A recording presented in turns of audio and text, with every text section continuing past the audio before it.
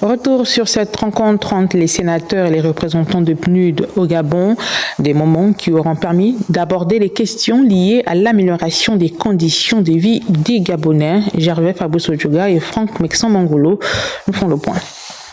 Organisé autour de la mise en place au niveau national d'un programme d'urgence de développement communautaire, cette séance d'information a été marquée par deux communications. Le programme d'urgence de développement communautaire, c'est un programme gouvernemental donc qui est porté avec un ancrage institutionnel du vice-premier ministre, donc le ministère de la planification et de la prospective.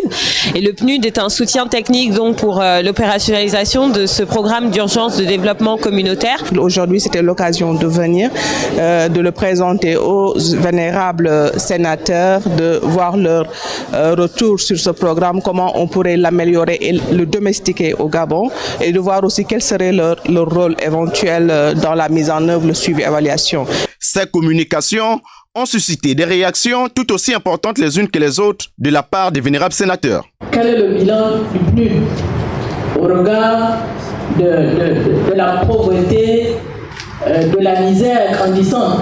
Ce programme de développement, ce programme des Nations Unies pour le développement, s'adresse-t-il seulement aux pays en voie de développement du tiers-monde ou il s'adresse aussi aux pays soi-disant développés?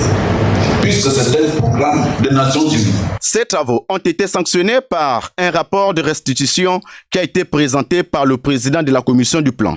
Nous constatons que le programme présenté ici est cohérent.